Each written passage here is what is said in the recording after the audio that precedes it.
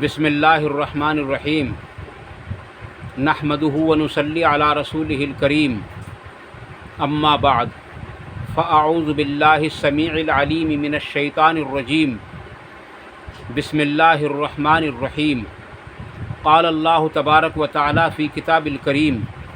ان اللہ وملائکتہ یصلون علی النبی یا ایہا الذین آمنوا صلوا علیہ وسلموا تسلیما اللہم صلی علی محمد وعلی آل محمد کما صلیت علی ابراہیم وعلی آل ابراہیم انک حمید مجید اللہم بارک علی محمد وعلی آل محمد کما بارکت علی ابراہیم وعلی آل ابراہیم انک حمید مجید رب اشرح لی صدری ویسر لی امری واحلل عقدۃ من لسانی یفقہوا قولی ربنا آتنا فی الدنیا حسنۃ وفی الآخرۃ حسنۃ وقنا عذاب النار۔ حضرت ابراہیم علیہ السلام کے جتنے بھی امتحانات ہوئے اور اللہ تبارک و تعالیٰ نے جتنے امتحانات لیے ان سب میں حضرت ابراہیم علیہ السلام ثابت قدم اترے اور اللہ تبارک و تعالیٰ نے ان کی بہترین رہنمائی فرمائی، اور اللہ تبارک و تعالیٰ ان لوگوں کی رہنمائی ضرور فرماتا ہے جو اللہ تبارک و تعالیٰ کی رہنمائی کے طلبگار ہوتے ہیں۔ حضرت ابراہیم علیہ السلام کا پہلا امتحان ہوا بالکل تنہائی میں جب آپ کو آگ میں ڈالا گیا۔ پھر دوسرا امتحان ہوا تو آپ کی بیوی حضرت سارہ آپ کے ساتھ تھیں جو اس ظالم بادشاہ کے یہاں پہنچے، اور اس میں جب آپ کامیاب ہوئے تو حضرت ہاجرہ سے آپ کا نکاح ہوا۔ پھر یہ تیسرا امتحان حضرت ابراہیم علیہ السلام کا ہوا، اس میں حضرت ہاجرہ اور آپ کے بیٹے اسماعیل کا بھی امتحان ساتھ میں تھا، اور یہ آج اس کے اندر تینوں کے تینوں اللہ تبارک و تعالیٰ نے اس امتحان کے اندر ثابت قدم رکھے اور ان کو امتحان میں کامیاب کر دیا۔ اور حضرت ابراہیم علیہ السلام، حضرت اسماعیل علیہ السلام اور حضرت ہاجرہ رضی اللہ عنہ، یہ تینوں کے تینوں اس امتحان میں بھی کامیاب نکلے جب ان کو اس وادی کے اندر، جب اس میدان کے اندر جس میدان میں آپ کو حکم ہوا تھا کہ وہاں چھوڑ کر کے آنا ہے، جس میدان میں ریت اور پہاڑوں کے سوا کچھ بھی نہیں تھا، جس میدان کے اندر سبزے کا نام و نشان تک نہیں تھا، جس میدان کے اندر پانی کا نام و نشان تک نہیں تھا، جس میں اگر ہوا بھی چلتی تھی تو تیز گرم اور تیز لو کے ساتھ لگتی تھی، اس میدان کے اندر تنہا تنہا حضرت ابراہیم علیہ السلام کی بیوی حضرت ہاجرہ اور آپ کا بیٹا حضرت اسماعیل علیہ السلام کو جو اللہ تبارک تعالیٰ نے کامیابی عطا فرمائی، وہ آپ نے گزشتہ ویڈیو کے اندر دیکھ لی ہوگی، ملاحظہ فرما لی ہوگی۔ بہت مختصر انداز میں تقریباً 25 منٹ کی وہ ویڈیو آپ کے پاس موجود ہے، اگر کسی نے نہ دیکھی ہو تو وہ اس کو دیکھ سکتا ہے۔ اب یہاں اس امتحان میں جب آپ کامیاب ہو گئے ہیں تو اب یہاں مکے کی پہلی آبادی، جس کو کہتے ہیں سب سے پہلی جو مکے کی آبادی ہوئی، اس کے امکانات پیدا ہوتے ہیں۔ جب یہاں پانی ہوا، حضرت ہاجرہ نے پانی کے گرد مینڈ باندھی اور پانی کو اکٹھا کر لیا، اور ایک حوض کی شکل میں، ایک تالاب کی شکل میں پانی جب اکٹھا ہو گیا تو اس پانی کے پاس پرندے بھی آنے شروع ہوئے، اور پرندے وہاں چہچہاتے تھے اور پانی پیتے اور اللہ کی حمد و ثنا بیان کرتے تھے۔ عزیز دوستو، کچھ وقت تو گزرا ہی ہوگا، ایک قبیلہ تھا جو وہیں کا قبیلہ تھا، بنی جرہم کا قبیلہ تھا۔ یہ یا تو یہ تجارتی قبیلہ تھا، یا یہ مسافر تھے، یا یہ ایسے لوگ تھے جو آج یہاں اور کل کو وہاں یہ اپنا ڈیرا لگاتے تھے، کیونکہ اس زمانے کے اندر مکے کے اندر کوئی لوگ، ملک عرب کے اندر کوئی بھی آدمی ایک جگہ رہ کر اپنا مکان بنا کر رہنا پسند نہیں کرتا تھا، بلکہ جنگلوں میں جہاں اس کو آسانی دیکھتی ان کو وہاں اپنا خیمہ لگاتے اور رہتے، اور جب وہاں سے من اچاٹ ہو جاتا تو وہاں سے اپنے خیموں کو اکھاڑتے اور اونٹوں پر لادتے اور کہیں دوسری جگہ جا کر کے اپنے خیموں کو لگا لیتے تھے۔ بہرحال یہ قافلہ تھا، چاہے وہ تجارتی قافلہ ہو، چاہے وہ اس طرح کے لوگوں کا قافلہ ہو۔ پانی ملا نہیں تھا، کئی روز گزر گئے تھے، قسمت کا مارا یہ قافلہ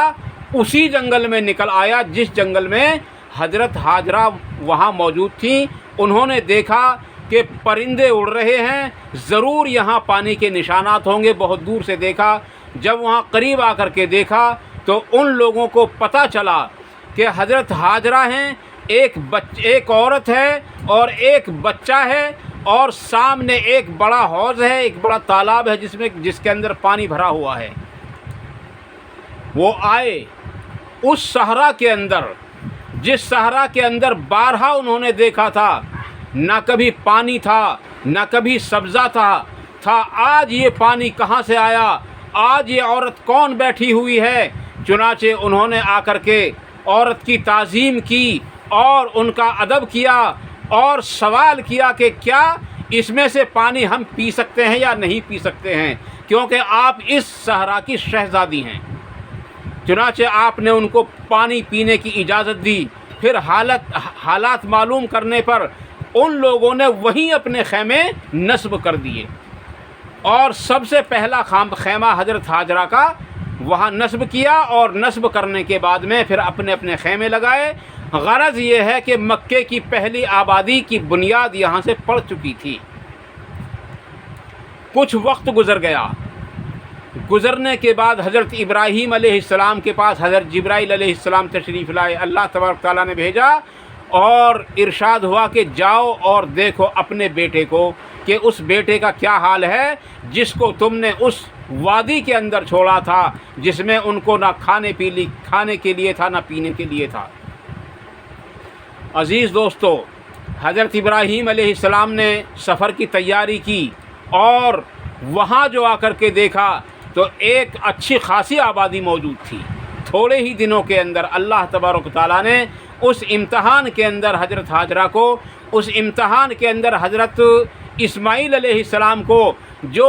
خوش ہو کر جو نعمتیں دی تھیں، ان کو دیکھ کر حضرت ابراہیم علیہ السلام بہت خوش ہوئے، اور اسی خوشی میں وہاں 1 یا 2 دن رہے ہوں گے یا کچھ کم و بیش رہے ہوں گے۔ آپ وہاں آرام کرنے کے لیے لیٹ گئے اور سو گئے۔ المختصر یہ چوتھا امتحان ہے حضرت ابراہیم علیہ السلام اور حضرت ہاجرہ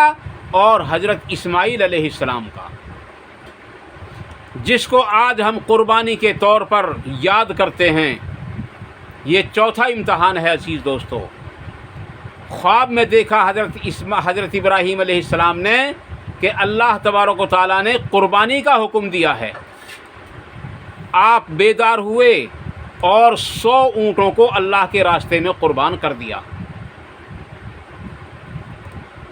اب 100 اونٹ قربان کرنے کے بعد پھر دوسری رات آپ کو یہی خواب دکھایا گیا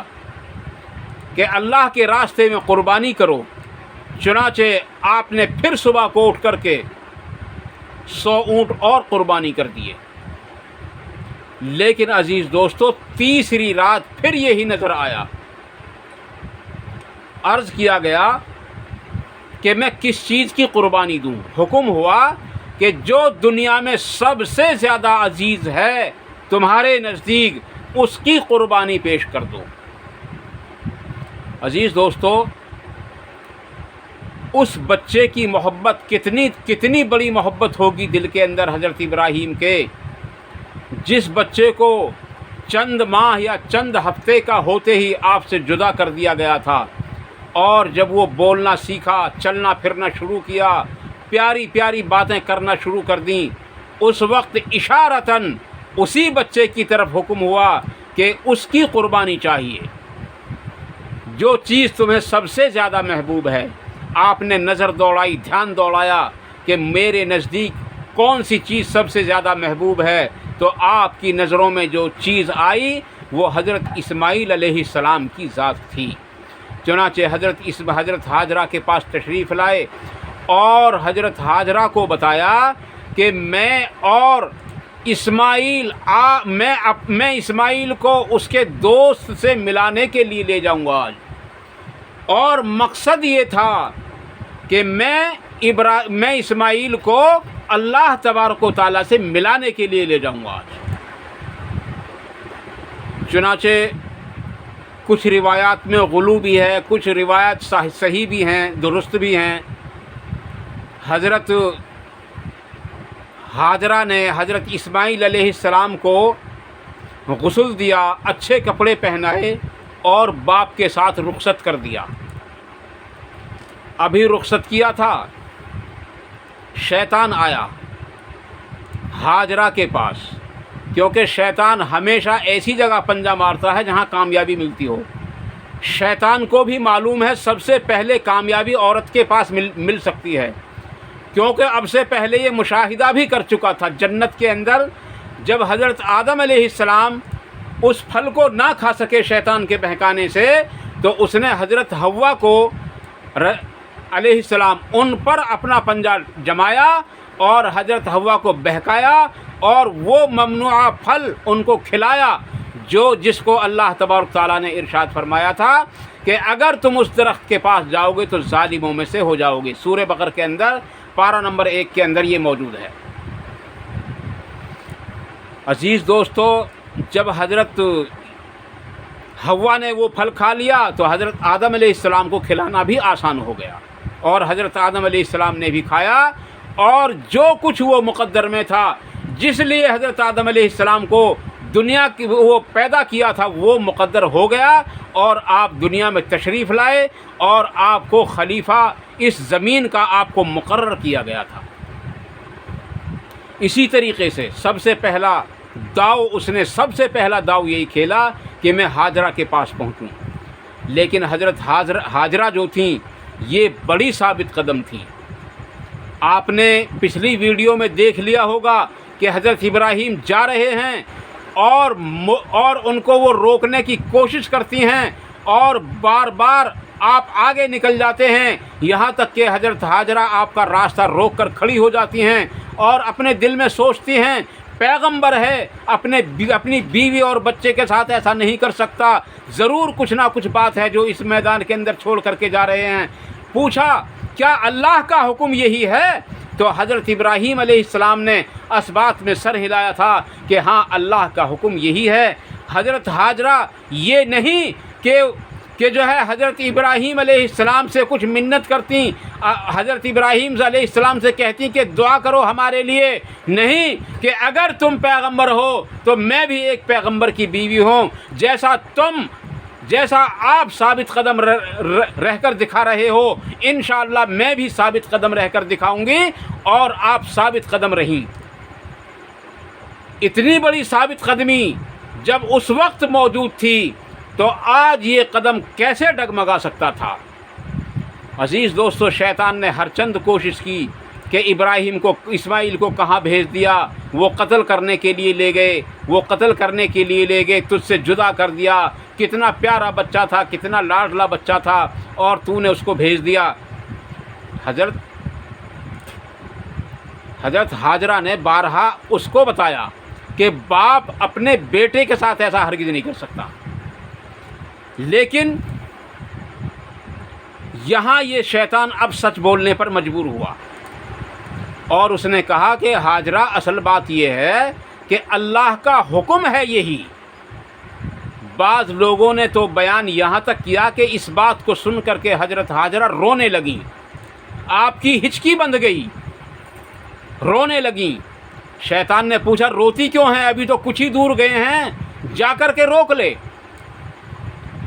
यूँ फरमाया कि कमबख्त मैं इसलिए नहीं रो रही हूँ, बल्कि मेरा रोने का मकसद ये है कि इब्राहीम ने मुझे ये बात क्यों नहीं बताई और मुझे क्यों साथ नहीं ले गए थे। मैं भी तो उसका हाथ पकड़ करके पैर पकड़ के बैठ जाती, शायद मुझे भी उस पर कुछ ना कुछ सवाब मिल जाता। अज़ीज़ दोस्तों, अलबत्ता ये रिवायत मेरी नज़रों से कहीं नहीं गुज़री है, अलबत्ता ये सुनी सुनाई रिवायत है सिर्फ। शैतान मायूस हो गया مایوس ہونے کے بعد شیطان نے حضرت اسماعیل علیہ السلام کو بہکانا شروع کیا، لیکن حضرت اسماعیل علیہ السلام پر بھی وہ کارگر نہ ہو سکا، اور اسماعیل علیہ السلام نے بھی یہی جواب دیا کہ اگر اللہ کو میری قربانی منظور ہے تو جیسے یہ ایک جان ہے، ہزاروں لاکھوں قربان میری اس طرح کی جان ہوں اللہ تبارک تعالیٰ کے حکم پر۔ چنانچہ پھر حضرت ابراہیم علیہ السلام سے حضرت اسماعیل علیہ السلام نے بتایا تو حضرت اسماعیل علیہ السلام نے کنکریاں مارنے کا حکم دیا۔ یہ 3 مقامات ہیں جن پر حضرت اسماعیل علیہ السلام نے کنکریاں ماریں، اور وہ کنکریوں کا مارنا اللہ تبارک و تعالیٰ کو اتنا پسند آیا، اتنا پسند آیا، اتنا پسند آیا کہ ہر حاجی کو حکم ہو گیا کہ اگر یہاں کنکریاں نہ ماریں جہاں اسماعیل علیہ السلام نے کنکریاں ماری تھیں تو تمہارا حج نامکمل رہے گا۔ اسی طریقے سے جب ان کی والدہ نے پانی کی تلاش میں 7 چکر لگائے تھے صفا مروہ کے اوپر، اسی طریقے سے اس امت کے اندر اللہ تبارک تعالیٰ نے اعلان کر دیا کہ وہ ادا مجھ کو حاجرہ کی اتنی پسند آئی تھی، اتنی پسند آئی تھی، اتنی پسند آئی تھی کہ جب تک تم میری بندی حاجرہ کی نقل کو اس کو پورا نہ کر دو گے تمہارا حج مکمل نہیں ہو سکتا۔ عزیز دوستو، چنانچہ حضرت ابراہیم علیہ السلام اس میدان کے اندر جہاں حضرت ابراہیم علیہ السلام حضرت اسماعیل کی قربانی کرنی تھی وہاں لے گئے اور اپنا خواب کا ذکر کیا، اور حضرت اسماعیل علیہ السلام نے فوراً سر خم تسلیم کر دیا کہ اللہ تبارک و تعالیٰ کو جو حکم ہے آپ کا وہ پورا کر دیجئے، انشاءاللہ تعالیٰ آپ مجھے صابروں میں سے پائیں گے، انشاءاللہ تعالیٰ آپ مجھے صبر کرنے والوں کے ساتھ پائیں گے۔ اتنا پیارا جواب دیا عزیز دوستو۔ اب یہ دونوں کے دونوں تیار ہیں، حضرت اسماعیل علیہ السلام بھی تیار ہیں قربان ہونے کے لیے، اور حضرت ابراہیم علیہ السلام بھی تیار ہیں قربانی دینے کے لیے۔ اس سے آگے کا حال انشاءاللہ تعالیٰ اس سے اگلی ویڈیو میں آپ کے سامنے پیش کیا جائے گا۔ جذبات میں اگر کوئی بات میری زبان سے غلط نکل گئی ہو تو اللہ تبارک تعالیٰ اس کو معاف فرمائے اور ہمارے دلوں سے اس کو نکال دے، اور جتنی بات حق نکلی ہوں اللہ تعالیٰ ان پر ہم سب کو عمل کرنے کی توفیق عطا فرمائے، اور ان پر عمل کرنا آسان فرمائے، اور ان پر عمل کرنے کے موقع بھی عطا فرمائے۔ وآخر دعوانا ان الحمدللہ رب العالمین، والسلام علیکم ورحمۃ اللہ تبارک و تعالیٰ وبرکاتہ۔